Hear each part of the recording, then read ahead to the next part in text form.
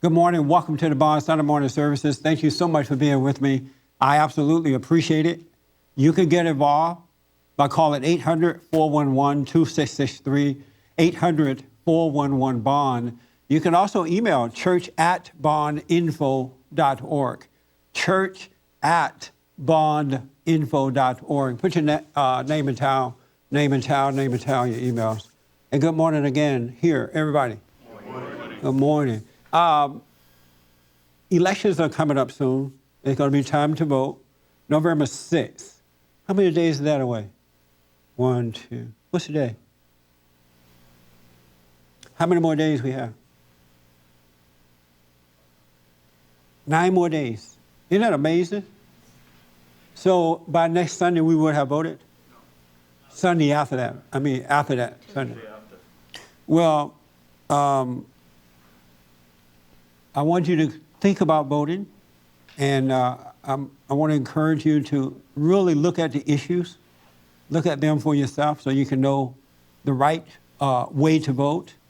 I can't tell you who to vote for, but you need to vote based on your values. If you got bad values, vote for bad things. If you have good values, vote for good things, all right? But you really need to pay attention. And there is this push out there now to get everybody to just go to the poll and vote. You gotta vote. It's a right and all that kind of stuff, right? But I don't want everybody to vote.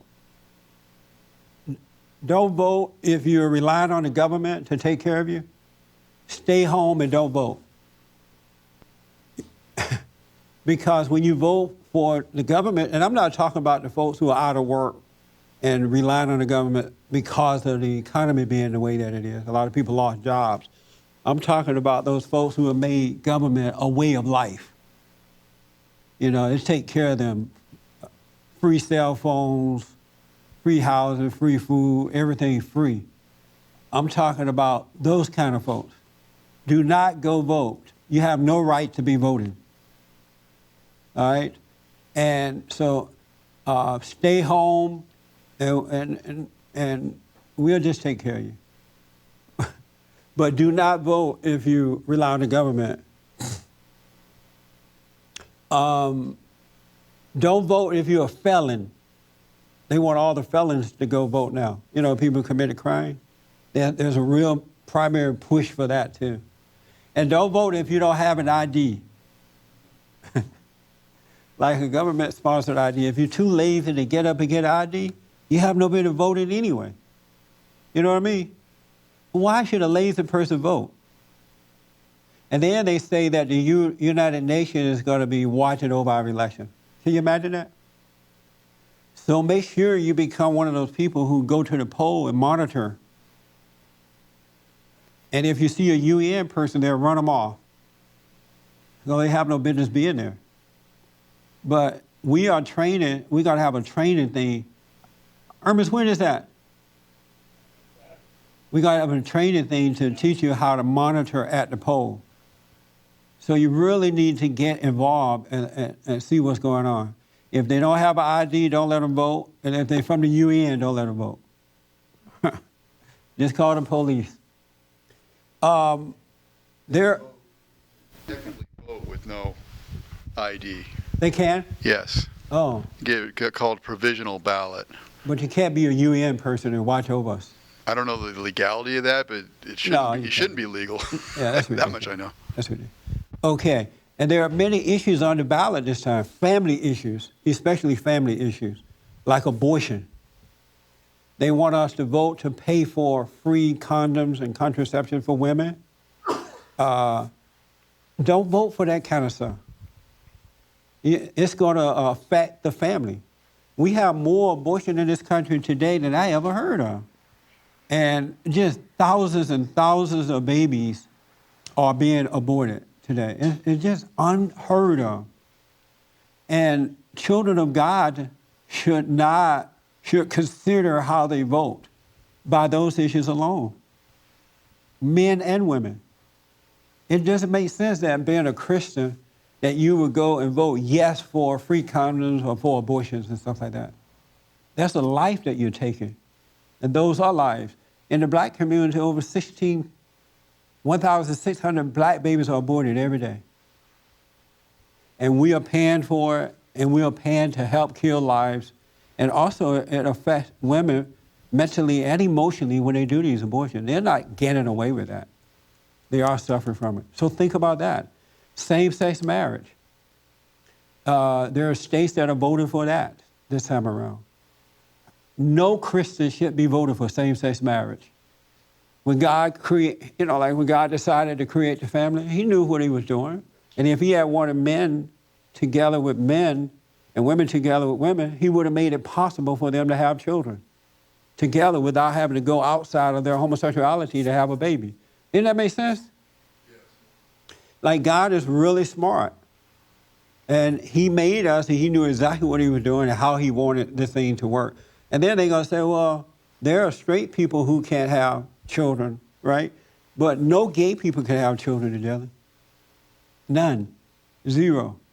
And so there is a spiritual order to life, and that order is God in Christ, Christ in man, man over woman, woman over children. It works that way. It's not going to work any other way.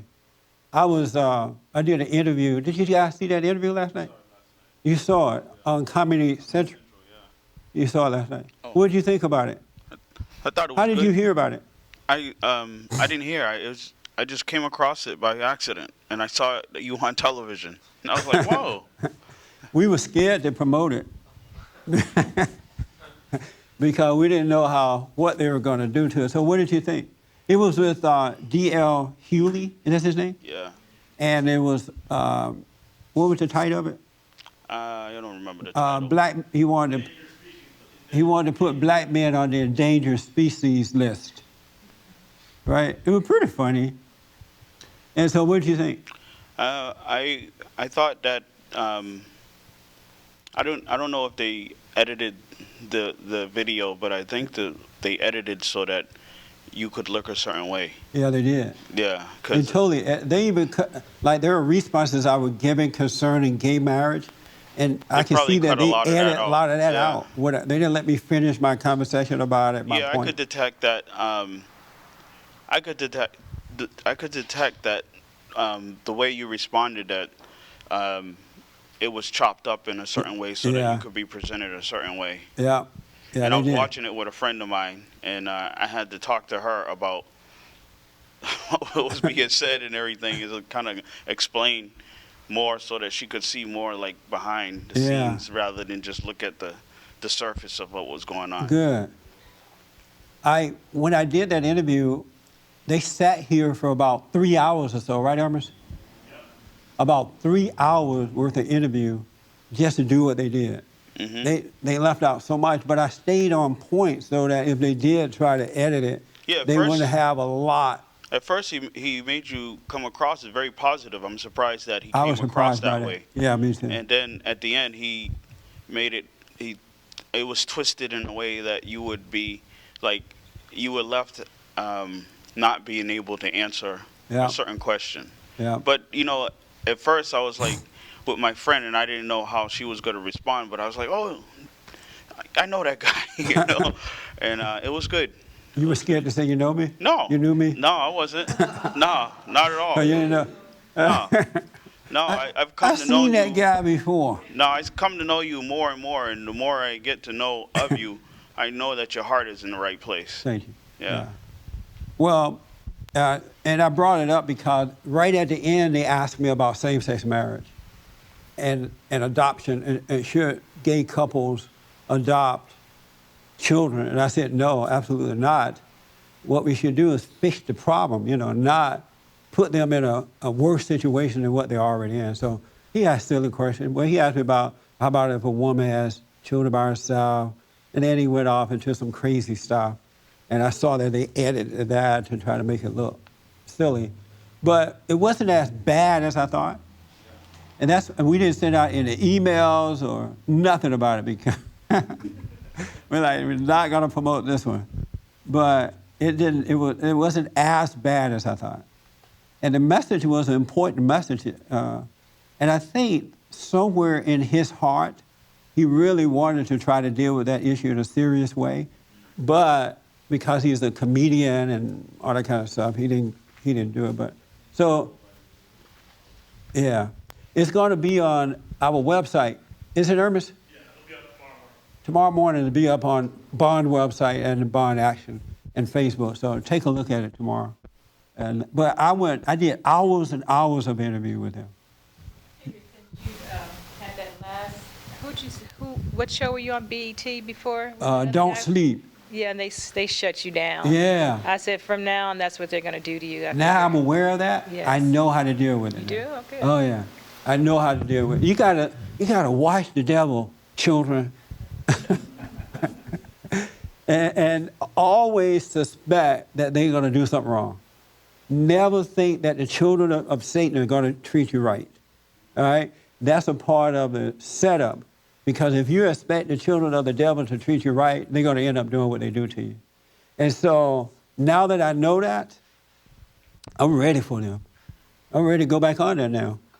Because they did the same thing on the Huffington Post. I did an online interview last week at the Huffington Post. They did the same thing. A different host, but the same thing. They brought up something I said right at the end, and they said, I'm going to let you respond, right? And so they threw it out there when I said that I thank God for slavery. They threw it out there, and they wouldn't let me respond. I tried to explain it, and they would not. And that's how the children of the devil work. You can't trust the children of the devil. But watch them and learn them. And while you're watching them, God is like setting you up to deal with them. They have come up with new tricks over the last 25 years. But I love dealing with them. Don't you love dealing with the children of Satan? No? Why not? Come right here. That's interesting. Why not? Yeah, you can take her first. Go ahead. Why don't you love dealing with the children of Satan? I think because I'm not able to deal with it properly. I kind of get into their trap. Yeah, I understand. Yeah. And if I didn't deal with them properly, I wouldn't be able to handle it. I wouldn't love it. But I'm at a point in life where I don't want to care about my ego, how they try to make you look, because that's one thing they try to do is make you look bad. And I don't care about that. You know, if I look bad, so what? I'm at a point where I realize that our battle is a spiritual battle. Everything about our lives is spiritual, right? And God is working through us. He's with us. And he wants us to deal with the children of Satan so that other people can see how to handle it as well. But the secret to it, that you cannot have 1 ounce of resentment in your heart. If you have 1 iota of anger in your heart, you judge people, you judge yourself, you're angry, you can't deal with them because they go right for the heart. They want to embarrass you, they want to make you look crazy, they want to get you upset. And so if you don't have the anger, they can't get you upset. That's the hardest part. Is overcoming the anger. Yeah, not to have a single bit of anger. Oh, okay. Yeah. Because if you have 1 little iota of anger, then even though God is in you and he want to be with you, he can't do anything to help you because you belong to, that ego is of the devil. And so it's 2 devils going up against each other. But so that's the secret. I was thinking this morning, I'm so thankful and blessed that I have no judgment or anger of anybody. None. Isn't that not nice? And so it allows me to start overcoming and being made perfect, overcoming my ego, overcoming myself, because I literally have no anger or resentment toward anybody. Even when they treat me that way on those different shows and things, I see it kind of funny. And then I think about how the devil try to trick you, right? Because they don't have anything to stand on. So I'm learning from that. It's a good lesson for me. And why are you afraid you don't have fun dealing with the children of Satan? I'm not afraid. It's just that I know that I'm reactive. And sometimes I win and sometimes I lose. Yeah. And when I lose, I can feel it and I don't like it. All ego. When I win, I I can see how it affects the other person that I'm dealing with. Yes. And there's been a few And episodes. you like that, right? Well, yeah, I like to be victorious. Yeah, of course. Yeah. You know why you're not getting better? And I realized this from last Sunday meeting. You need to forgive your mother. Your mother and I guess her husband still get to you, especially your mother. Oh, yeah. And I saw it last Sunday how the anger was just everywhere with you. And you need to forgive her for whatever it is that you are holding against her. She absolutely couldn't help herself. Well, I did want to thank you for your intervention because to see her apologize when she was wrong actually did mean a lot to me. Yeah. Because there's been a multitude of episodes where she's been flat out dead wrong and she just flat out wouldn't apologize. Yeah. And to have that happen was kind of magical in itself. That she apologized? Yeah. Yeah. I think it kind of pained her to do so, to tell the truth. To apologize? Yeah. Yeah. And what happened after you left the meeting? After we left, everything went pretty good. I think we were all able to drop it. We went to a movie, and then we went to go see Circus Soleil, and then I dropped them off at the hotel. And then the next day, we went to what was the Museum of Tolerance, and got something to eat. And You took her there so she could learn to have tolerance? Yeah, in a nutshell, yeah. But I think that for me, what happened last week was very therapeutic in many different ways. I don't know how it affected them.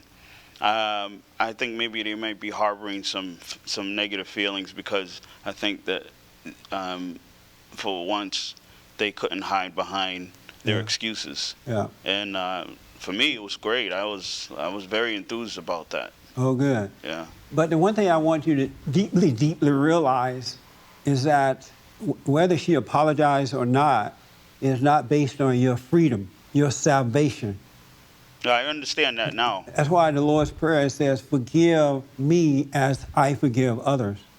And so it has nothing to do with, because she can apologize, that doesn't mean you'll feel better, but it doesn't mean that you have forgiven her. Right, I know. And that's what the problem is still there. You have to forgive in spite of her response to you. Yeah, I'm not there yet, but I'm getting there slowly. And knowing that you're dealing, you have this illness, your hatred of your mother and your, people around you could be holding you back from being healed. Oh, I know that. I'm fully aware of it. It's just that putting it into practice is a battle.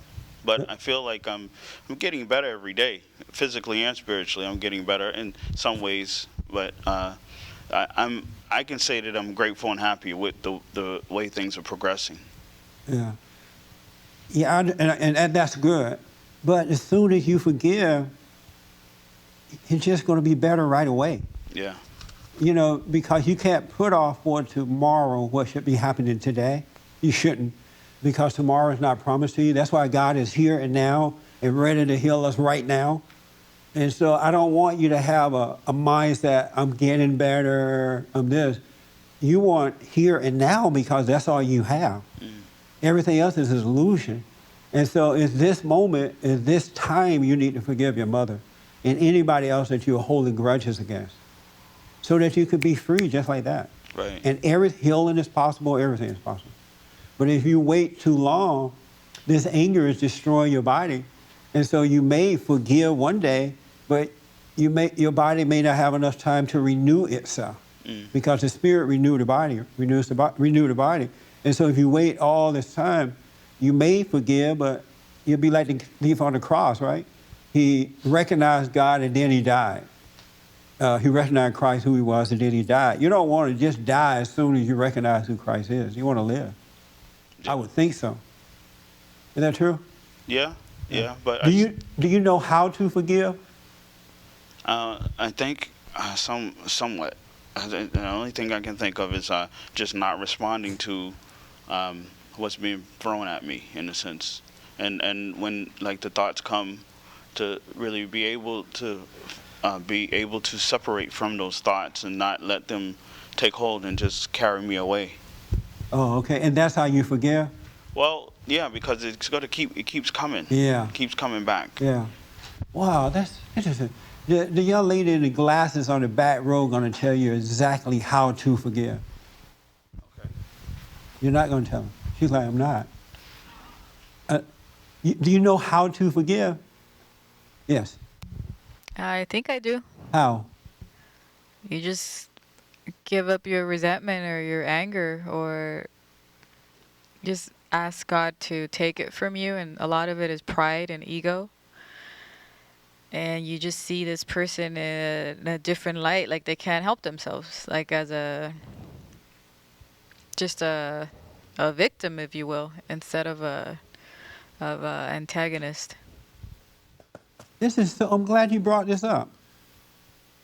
Do you know how to forgive? Have you ever forgiven? I think so. Oh, you know what? I've been thinking of you all and your sister all week. Really? Even this morning, I was thinking Well, of you guys, and here you are. Here I am. Isn't that something? It is something. I've been thinking about coming here all week. Wow. So here I am. It's spirit to spirit. That is something else. God works in mysterious ways, He is something else. isn't he? I think forgiveness is when you realize that person was doing the best they can with what they had, and that they're not perfect. Well, not that they're perfect, that they didn't know any better, and so how can you blame them for not knowing any better? I think that, for me, it enables me to see that you can't hate someone for something they didn't know that they were doing or didn't know how to control. That's kind of how I've seen forgiveness. you have no resentment or judgment toward anybody at this point? You know, I do. I'm not, well, I do. hold on, let me think about this. Sound like a rap song. I do. I feel like I've forgiven everyone that I've, gone through that process. Yeah. But I still have anger and things in my life that mean that I haven't forgiven everyone. Right. So I don't really know exactly what's left, but there's something there. Yes. Oh, good. At least you recognize that. Yeah. So I know that. I think, and I occasionally think about like where is it rooted, and it has to still be with my parents. Although I've thought that we were kind of gone and done with that a long time ago. Yeah. So, sorry. Your mom like, okay, go ahead. You've been doing it for 30 years. But I don't really know what's left though. So Right. there's got to be something there. Yes. But it's obviously a deeper thing that I'm not maybe haven't got to or I didn't. I don't know. So obviously I don't know how to forgive properly because I think I've only done it in parts, which means I haven't done it at all. Oh, okay. So no. Real good. I'm glad you're not in denial. That's real important. A lot of people, they are in denial about the fact that they still resent. Oh.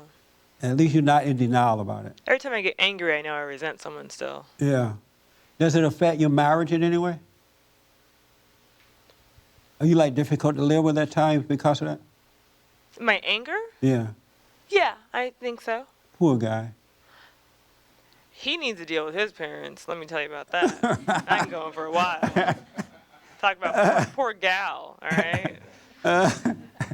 I bet. But I'm letting him take his own path. There you go. I'm leaving it alone. There you go. Rhonda, you had your hand, and I wanted to come to you.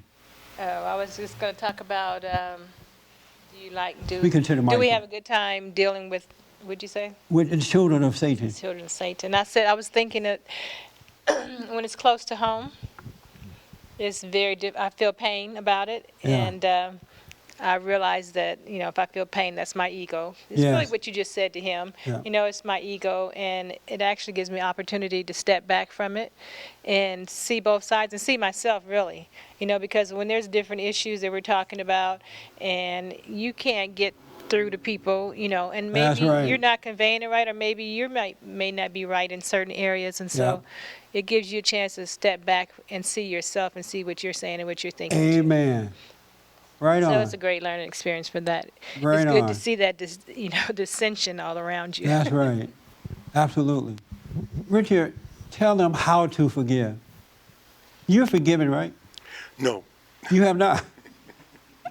It's been more about 30 or 40 years? 70. 70? You're 70 years old? Yeah. You're 70 years old? Yes. Dang, man, you're older than dirt. That's right. Getting dirtier. I'm telling you. Wow. The one thing that I've noticed about me is that, as you were speaking, I really haven't, I've forgiven people intellectually. I'm beginning to find that out. Yes. Because I still have a tinge of anger in me.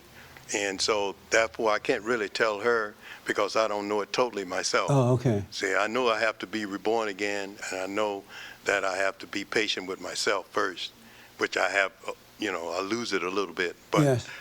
I don't speak out in turn. I just know it within. And if I'm really angry, I don't say anything. Do you pray? Off and on. Man, Yeah, I know. Off and on? I know that. 70 years old, still praying off and on. Yes, sir. And why is that? Triflingness, denial. That's a good word. Yeah. And I see it in myself. Yes. Because the things I should do, I don't do.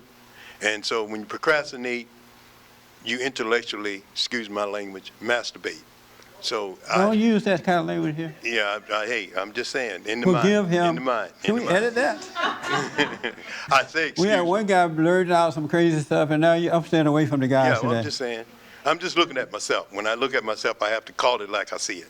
I know, but ladies are here. There are thousands of folks online. Well, they got a new word to play with. No, Richard. No, that's not decent. On a serious note. I know, but it's not decent. Yeah, And we're I'm at a sorry. I men didn't mean meeting to to- be a difference. I didn't mean to be too vulgar. Forgive him, folks. He's black. Yeah. I didn't mean to be too vulgar, but Oh, I'm just playing. that's where I'm looking at. Yeah, it. don't be there. Yeah, okay, within myself. Yeah. I'm just saying it because I'm being honest with myself as I You speak never to know what people are going to say when they get the mic, huh? That's a Intellectually. risk you take with an open No, meeting. this is just a verbal thing. It's not a physical thing. It's just a I know, verbal and a but- mental thing. I know, yeah, in I my understand. mind, you know. I understand. And that's what makes me. I see myself not doing what I should be doing. Okay. And I've been watching this for the last couple of weeks, you know. So, and I see I'm getting. I don't want to get angry to do. I want to see to do it Yes. and do it, because if I get angry to do it, I'm gonna go in with a different attitude. That's right. That much I've seen. Okay. So today was one of the days. This morning was one of the mornings I really saw what you were talking about, you know. You saw that you were. My procrastination. Oh, okay. Okay, my laziness. Yeah. Okay. Take the mic away from me real fast. I'm glad that conversation is over. Hermes, you have forgiven, right? This is my PR guy. No, not totally. Oh, so you can't tell him either. Nope. Oh, man. Tay from Alabama, from Prattville. I know you're forgiven at this point, right? I thought I have till I listened to some of these answers. I've had the same answer as pretty much as everybody else. I mean, when I forgave my father, I went to him and I apologized for, hating him and all of that. And that kind of steered me toward understanding other people. Say, for instance, strangers. Yeah. You don't know a stranger, you don't know what they've been through, but if they do something to you, it's like, how do you forgive them? But it works the same way. You don't know them, you don't know what they've been through. You have to forgive them for what they did to you. So, but you don't have any resentment anymore? That's what I'm saying. My question is now, I just got this question listening to the other people talk. It made you doubt Once you forgive, do you have to keep doing it to everybody you come across? Is it already there in you? You said, oh, yeah? Yeah, you have to keep forgiving to everybody? Yeah, I believe you have to. Forgiveness has to be something that is just a part of your whole life throughout the rest of your life. Because you can't. I mean, you can forgive, but it's not like something is not going to come back at you. Sooner or later, it's like life or the situations are going to come about, and it's going to put you in a position where you're going to have to forgive somebody. And do you have to say that to them? It depends on the situation, I think. Oh, okay. Yeah, if Wow, very, sometime- very interesting. sometimes I think that I personally don't believe that anything happens by coincidence, and just from my own personal situation, when my mom came and everything, I think that there was a greater purpose in helping me to understand that there is issues going on that need to come to the surface and be dealt with. Yeah. And I had this whole idea on what the trip was going to be like, and that was like a bump in the road I didn't expect, but I'm glad that it did come about. Why you guys didn't talk about it anymore after the meeting? We talked a little bit about it. Oh, okay. Yeah, we did talk, and we will talk about it more. Are they still here? No. Oh, okay. No, they left Tuesday. Oh, okay. But I just feel like, I feel pretty good about how things are evolving. I can say that much because at least I can see where I need to be.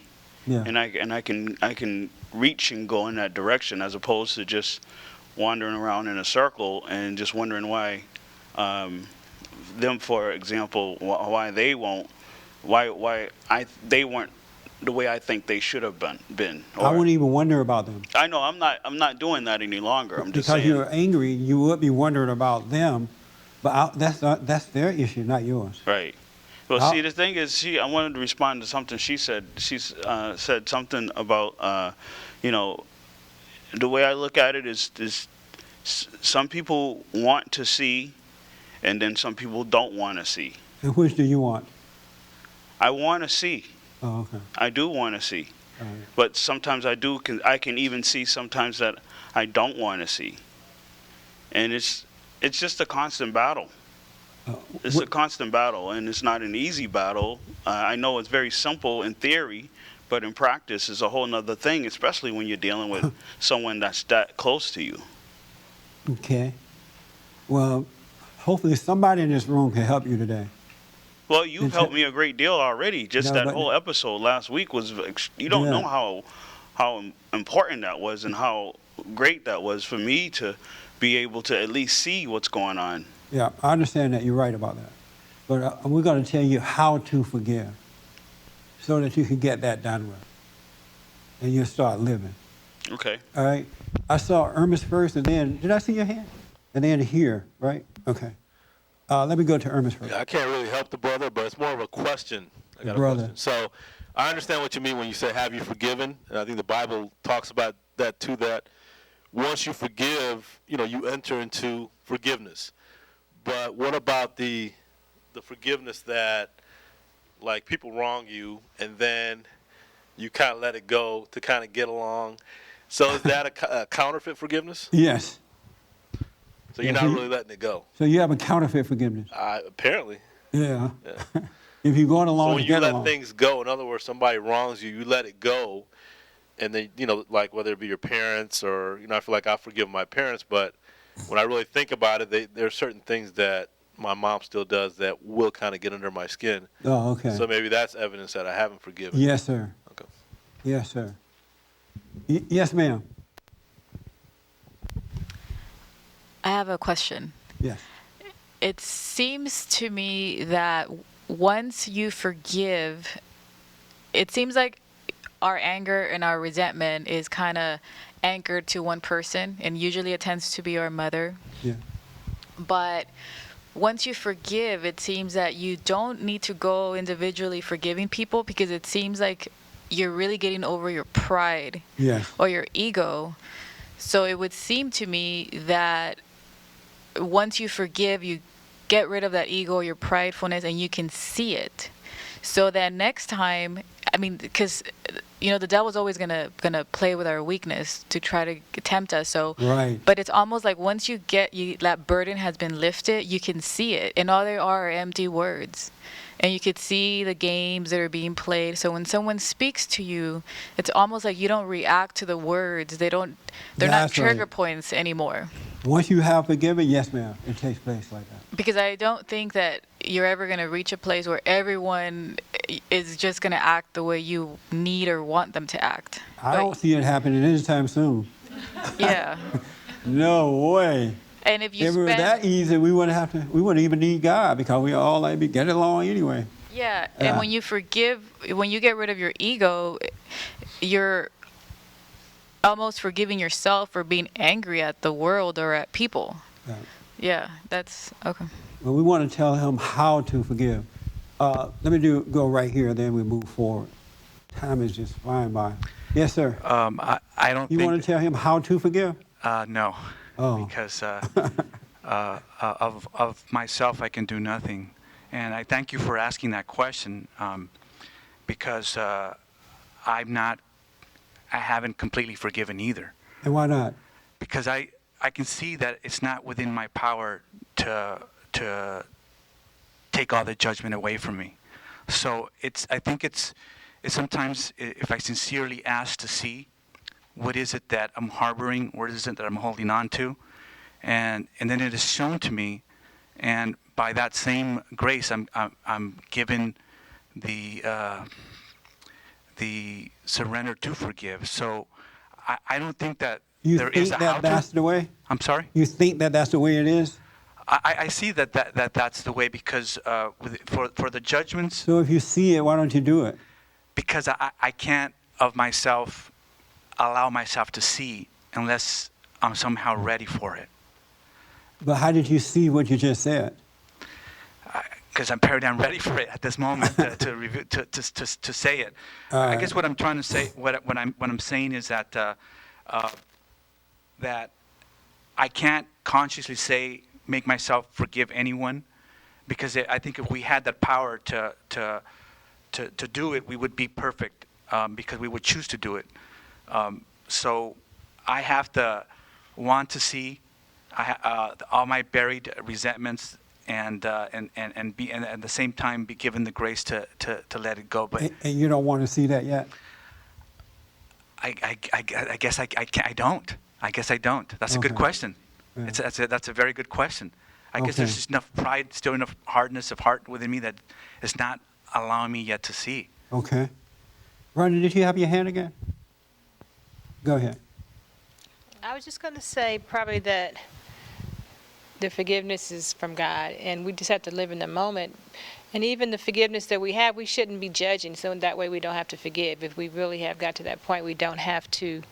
When we see someone is doing a certain thing to us, we're not overreacting to it, so we don't have to judge it, then we don't have to forgive it. Okay. Yes, ma'am. Tell them how to do it, Sonia. She's been waiting. I got it. No. Have you forgiven? Yes. And so you don't have any more resentment within yourself? It comes up, but I see it slowly disappears. Oh, okay. Yeah.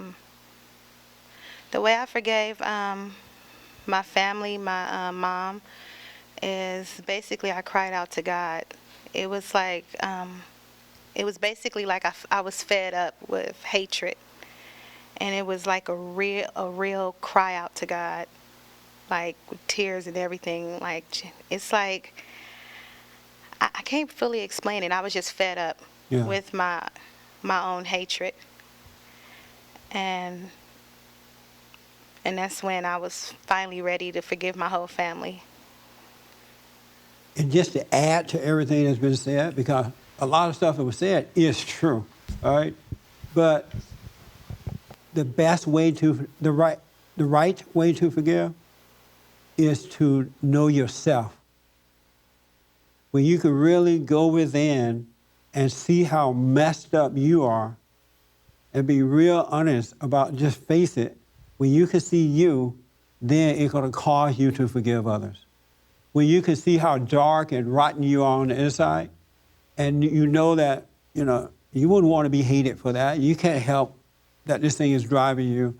Then seeing yourself would cause you to forgive others. And that's what happened with me. I wanted to really know myself. I wanted to see myself. So I asked God to let me see myself, but I had no idea how dirty I was and dark on the inside. He allowed me to see myself, and once I saw myself, it caused me to forgive. It made me realize, wow, I can't be hating anybody. My mother couldn't help herself. If I'm like this on the inside, how can I judge somebody else? And that's how forgiveness come about. But the issue is that most people never go within and see themselves. You don't really be still. There's a moment of absolute stillness that you need to take place in your life so that you can see yourself. And the rest is easy. And you got to learn to sit still and pray. You got to be aware during the day because you want that moment of stillness to happen. Once you see how corrupt you are, every man and woman heart is evil.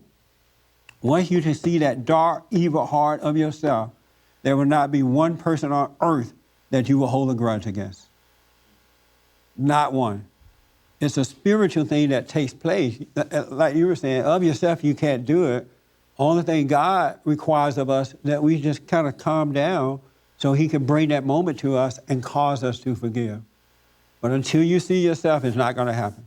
It's all learned stuff. You keep trying and it's not working. You're on your way and Satan just messing with your mind. But once you can see the core of who you are, and people talk about the ego, most people have not really seen the ego yet.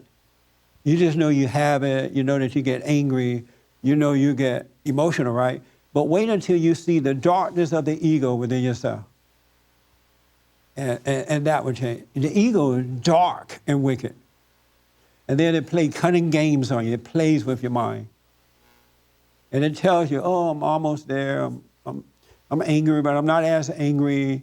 It gives you all these excuses.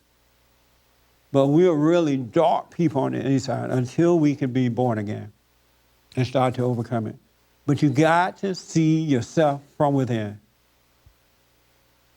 And you can't make it happen. You have to sit still so that God can allow you to enter in and see. We have to renew our minds from within, right? But it's not going to happen until you see the darkness of yourself. Yes, ma'am. What about if you see the darkness and you just run from it? Now, I'm sure that's possible. But what about when you see darkness within yourself and run from it? Mm-hmm. But I don't know how, if God is, now I'm sure you get a glimpse of it and you don't want to see it, and then you probably ignore it, right? But if you're truly ready to see it, I don't know how you can run because it really humbles you. It brings you to God so you can get over it. At least it did for me.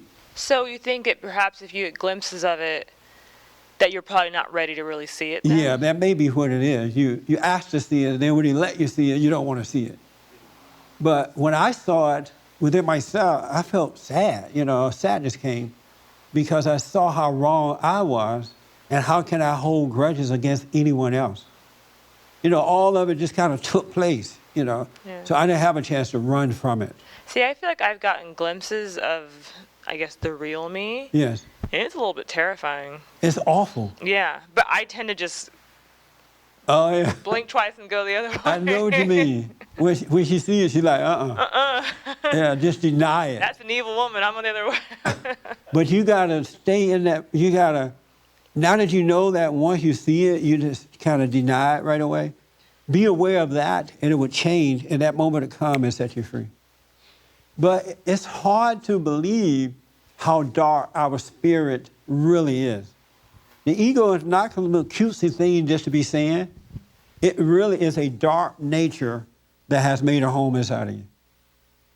It really, really is.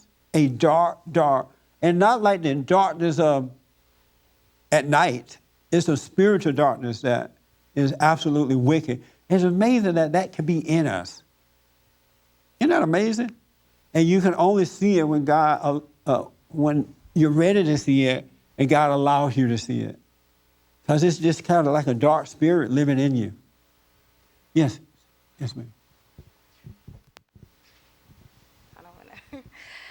I was going to ask, let's say you're going through something and you can see somebody trying to do something to you, like lie to you.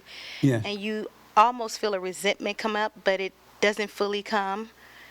Does that still mean you haven't forgave? Yeah, you still have that ego is still at work. You haven't forgiven. No, it's like, but it's not like you're resenting the person. It's like it's trying to push on you to resent the person. Right. The reason that you had a little thing coming up because it's there. Okay. And what God wants to do is take it away from you, so it's not even there, because you can't live in the darkness and in the light. And so what that person is doing, they're really doing you a favor by allowing you to see that it's still there. And that's all you need to do about it. Don't shake your head or run from it. Don't come up with excuses about it. Just watch it. Right. Yeah. Because he wants us to be born again, as Richard mentioned, born again, a new nature. He wants us to walk by the light and not by the darkness. Okay. So, and there will come a time when it's not there at all. And that same person will come to you with the same conniving scheme, and it's just not there. Yeah. He can't, Because that I didn't person. fully feel it. It was just, because I seen the You person saw was it? like, it's almost like talking to the devil. Yeah. So I was just like, I couldn't even really speak. I was just speechless. Yeah. But I felt like this resentment trying to come, but it didn't fully come. Right. That's well, what I'm, just watch it, but don't deny it. okay. Yeah. And it's not that person's fault that you feel it at all. Because if it wasn't in you, like we were talking about interviews I do and how they set me up, they could make me mad if it was in me to make me mad. But I'm looking at it and thinking, wow, this is interesting. Satan's children learning new tricks here now, you know? And so I have to watch them so I can be aware and deal with them accordingly. Oh, okay. Yeah, they don't make me mad. Okay. Thank you. And you're welcome. And then some people feel sorry for me. Oh, they made you look crazy. To me, it's funny. Let's go to Irvin. It's not, you know. It just, you know, you need to let the ego die. Your ego, it needs to be tested. And if you can't take the heat, don't go into the kitchen.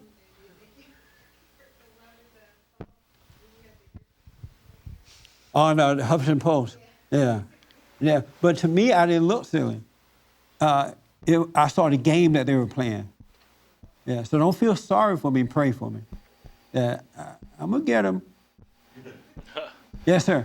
Yeah, I was going to say, just based on personal experience, I really do think you have to be ready. And I think if you are ready, God will, He will show you your nature. Yes. I've asked for stuff, and, like if I'm not, I noticed that when I was able to see it, I truly, truly was ready. I wasn't ready before. That's why I wasn't able to see myself. What I realized about life, there are issues going on in life, but life is about knowing yourself. I really want to know myself, right? And then you find yourself growing and maturing spiritually. And then you start to discover other things that is within us that God has for us, that is within us. I was talking to someone the other day, and I said, you notice how when you pray now and you're still, there's another you living within you. Like, I notice that when I pray now, my whole body there's an energy in me, and it just heats up my whole body.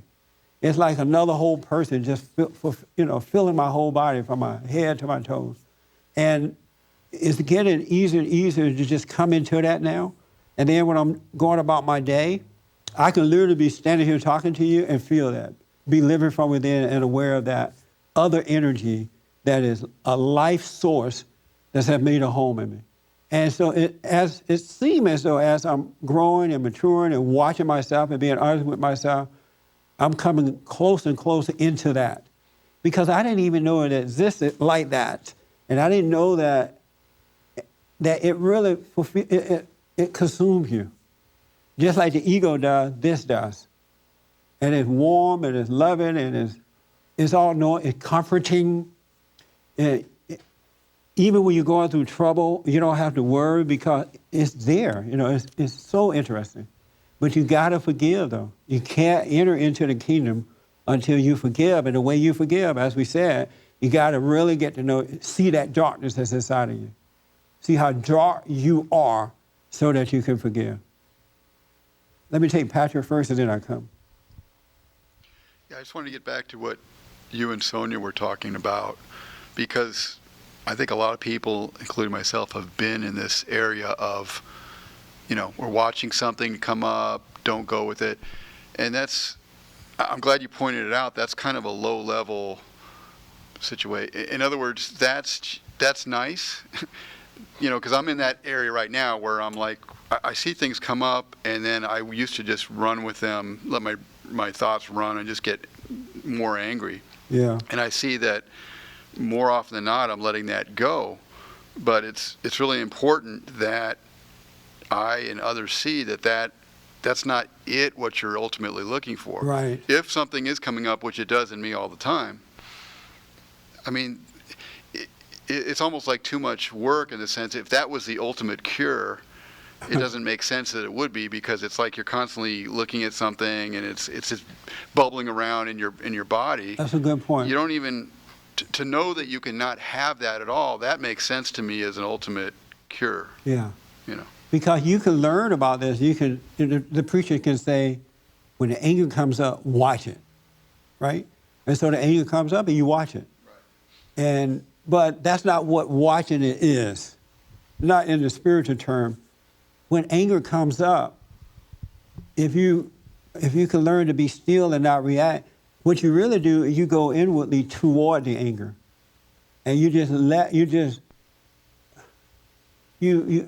go in and you're not necessarily watching it with your eyes. You're watching it from within.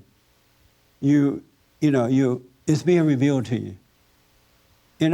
You're watching it from within. You're not just being aware because somebody said you have anger, watch the anger. And I think that's why a lot of people are not getting better. You're not forgiving because you are hearing about watching the anger. So when the anger comes up, you watch it. And then it just, whatever happens, then that situation comes along. God wants you to be free from it at all. He doesn't want you to have to deal with it according to the situation. He wants you free from anger so you can deal with all situations in the right way, with love instead of hate, with non-reaction instead of reacting. Yeah, and exactly. Don't learn this, though. You can't, no outside person is teaching me this stuff. I am really watching myself and watching that, and I'm being taught it. Self-discovery and not outwardly discovering it. I think that's a dangerous area there, because a lot of people are learning from without and don't understand you got to learn from within in order to be free. Renew your mind. I wrote it down too. Romans 12:2. You can read it when you get a chance. It says, present your bodies, renew your mind from within. And that's what takes place when you learn to live from within. I also appreciate when people are talking about when something comes and we see ourselves, or maybe not fully see, but get a glimpse of that kind of cowardice of wanting to just run from it. Yeah. I totally know what she's talking about when she said, I've totally been seeing that and knowing that there's nothing I can do about that. I want to be strong with it. I want to be the person who looks at things instead of taking off in the other direction. Yeah. But so far, it's like that glimpse comes, and I got my running shoes on, and I'm out of there. Yeah.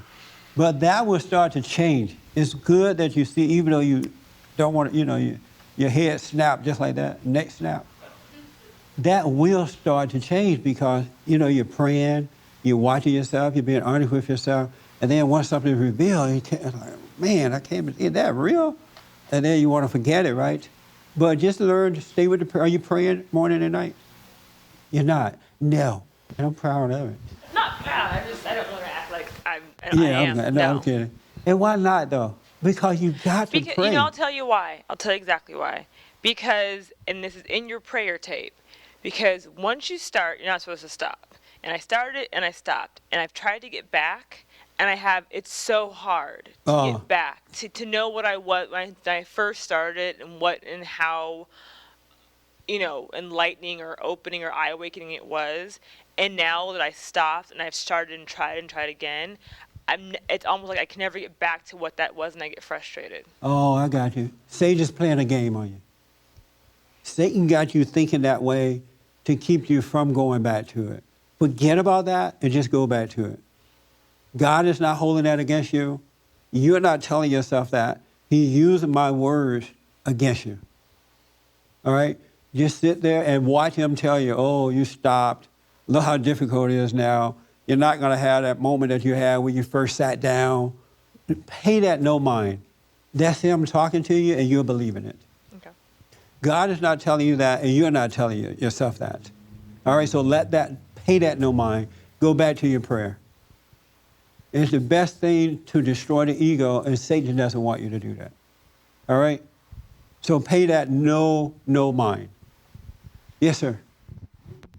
Yeah, I want to go back to what you're saying about people, when what you just had to deal with people of the world and how they're cunning and all that sort of thing, and you said you don't need to get had by them, So I want to lay out one thing, is that when you're dealing with people like that, they're pure evil. Whether they know it or not, they don't know it. It looks like, but they're so stupid. But I mean, they're that stupid, but they think they're smart, and so.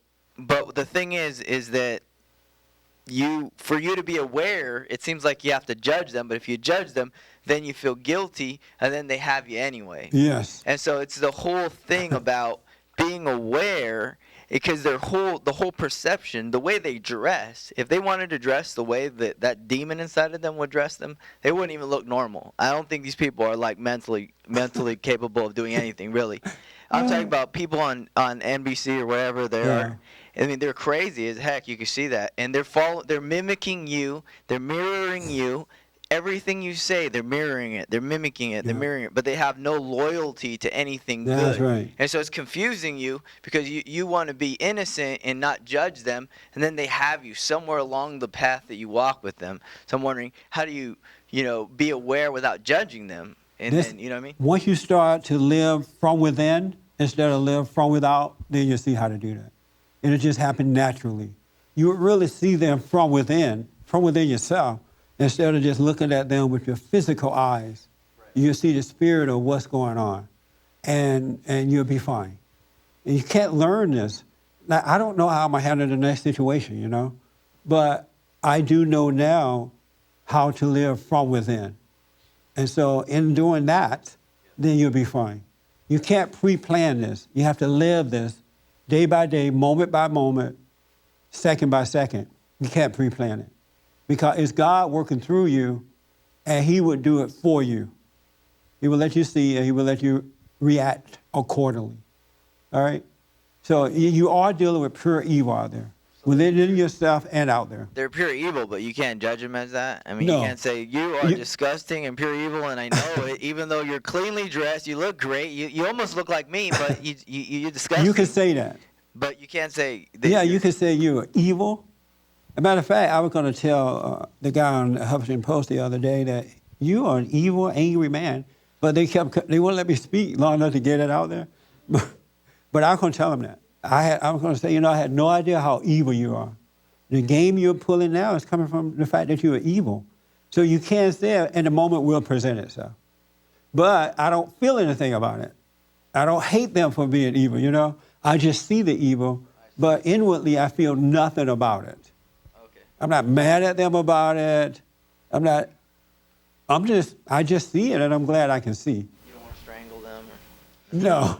Okay, I don't want. That's the trick then. Yeah. Yeah. You have to see it from within and call it for what it is. But don't hate. And when you're living from within, you cannot hate. You cannot hate. Let me just say, because we're running out of time here, is that one other, the voting thing is all spiritual too. Because you have to be guided by what is right in order to make the right decision, even when you vote. Not based on how you feel, but what is right. And according to how you vote, they're going to make decisions for your life. And these decisions are going to hurt your life. They're going to choose judges and who will make decisions for your life that can either hurt your life or help your life, your family life. So you really need to look at the principles of what's going on and make a decision based on the God that you serve, the values that you serve, and not be influenced from without. Otherwise, you're going to suffer. I wanted to tell you guys about a case down in Alabama. I'll tell it to you on Sunday. And we're based on a bad judge making a bad decision about a family. The judge is not in favor of the family. And so you have to think about all these things too. Am I voting for these laws or these people? How are they going to affect my family? What kind of decisions they will make? Look at their principles. You can hear how they speak and see where they're coming from. All right? Sometimes they can deceive you. But just think about that when you vote this time. And if you're on the government, don't vote. Meaning that you're relying on the government to take care of you. Stay home. And if I want to say if you don't own land, don't vote. But I may say that next Sunday.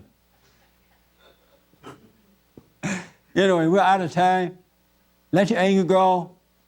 And I hope this helped a little. Bye. Does this help? Yeah.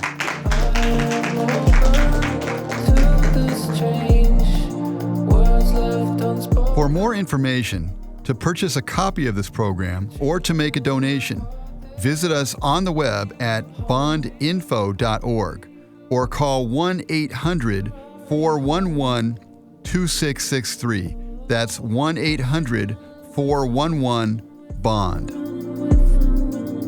You're already home.